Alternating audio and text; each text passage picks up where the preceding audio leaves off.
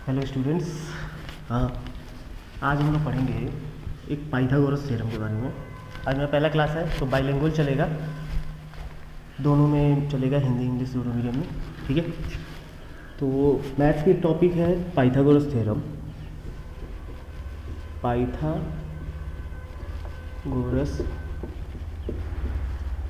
Theorem, ठीक है। अब पाइथागोरस थ्योरम में क्योंकि आप सबको पता होगा कि ट्रायंगल्स एंगल के बेस पे 3 तरीके के होते हैं, ठीक है। और वैसे ही साइड्स के बेस पे 3 तरीके के ट्रायंगल्स होते हैं। तो हम लोग यहाँ पे एक ट्रायंगल के बारे में बात करेंगे जो राइट एंगल ट्रायंगल कहलाता है, या हिंदी में आप उसे समकोण कह सकते हैं। मैं एक राइट एंगल ट्रायंगल बनाता हूँ अभी, ये जैसे कि हमारा एक राइट एंगल ट्रायंगल, ठीक है। इसको हम लोग नेमिंग कर लेते हैं ए, बी और सी। अब जैसा कि राइट एंगल ट्रायंगल में हमें कहता है, वैसे हम लोग पहले से साइड्स लिख लेते हैं। साइड्स कौन कौन सी हैं? ए बी, बी सी और ए सी।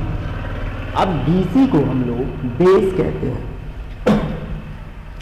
ए बी को हम लोग हाइट कहते हैं या परपेंडिकुलर कहेंगे उसको, और AC को हम लोग हाइपोटेन्यूस कहेंगे, ठीक है।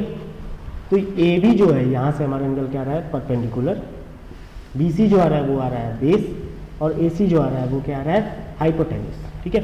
यहाँ मैं लिख देता हूँ परपेंडिकुलर, यहाँ पे बेस है, बेस, और ये हाइपोटेन्यूस।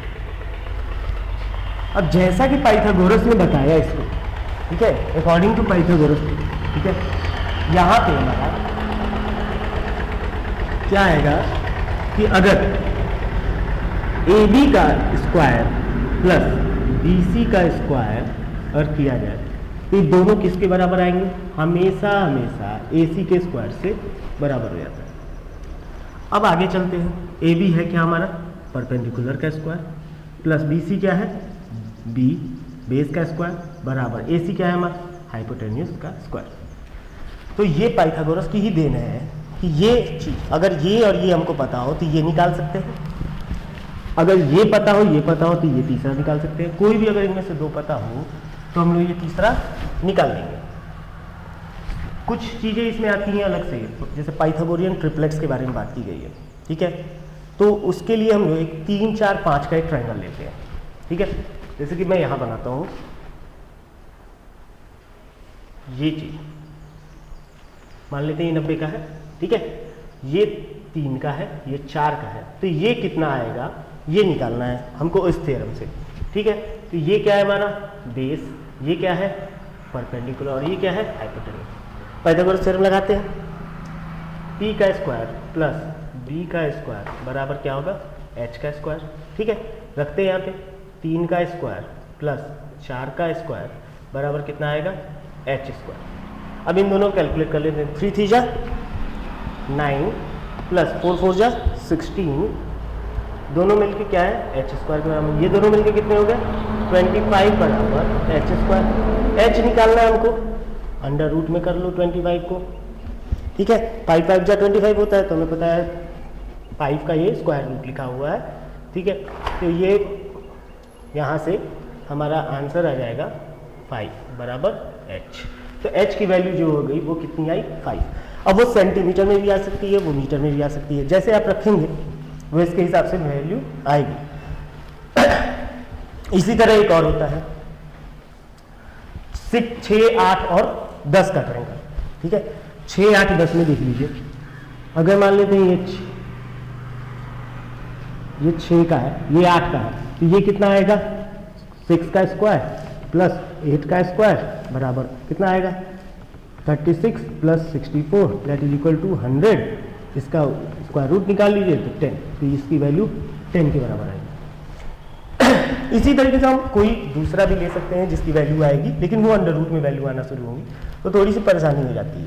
जैसे कि मान लेते हैं हम यहाँ पे चला लेते हैं कि ये 2 का है, ये 3 का है, तो ये कितना होगा? तो निकालते हैं सेम है इस पे ही। P square plus B square is equal to H square. बार बार आपको फॉर्मूला लिखना पड़ेगा ताकि याद हो जाए। 2 का स्क्वायर प्लस 3 का square is equal to H square, 4 plus 9 is equal to H square. वो तो चलता रहेगा, उसमें चलाते रहो। 13 is equal to H square, under root 13 is equal to H. तो एच की वैल्यू अंडर रूट में आ गई, अंडर रूट 13। अब इसको सॉल्व नहीं किया जा सकता, अंडर रूट 13 की को निकालना पड़ेगा रूट वाले फॉर्मूला से। कैसे निकालेंगे? तो ये हमारा, ये अब काम कहाँ आता है, इस टॉपिक की जरूरत कहाँ है पाइथागोरस की। तो आगे क्लासों में या कुछ लोगों को आ भी गया होगा हाइट एंड डिस्टेंस का चैप्टर, ठीक है, वहाँ पे हाइट दिया रहता है या डिस्टेंस दिया रहता है और आपको दूसरा चीज़ निकालना होता है यहाँ पे। जैसे कि मान लो ये एक सीढ़ी लगाना है हमको, अपने घर में जनरली गांव साइड में लोग लगाते हैं, ठीक है, बांस वाली सीढ़ी बनाते हैं जो चढ़ते हैं, ठीक है, या घर के अंदर वाली सीढ़ी भी बनाते हैं। तो उसमें क्या होता है, दीवार फिक्स होता है हमारा, ये मान लेते हैं वॉल है, ये वॉल है और ये सीढ़ी इतनी दूरी पे रखनी, इतनी दूरी से स्टार्ट करनी क्योंकि किसी भी दीवार पे हम सीधे नहीं चढ़ सकते, ऐसे रखना पड़ेगा नहीं तो गिर जाएगा। तो ऐसे ये दीवार है, ऐसे रखना है, ठीक है। अब इसका नाप कितने का सीढ़ी बनाएंगे, जैसे बाई द वे ऐसे तो प्रैक्टिकली हम लोग बना लेते हैं, बना के ट्राई कर लेते हैं, इतना है कितना बड़ा बना लो, बट हम एग्जैक्टली वैल्यू निकाल सकते हैं कि हमें कितनी की लेंथ की जरूरत पड़ेगी।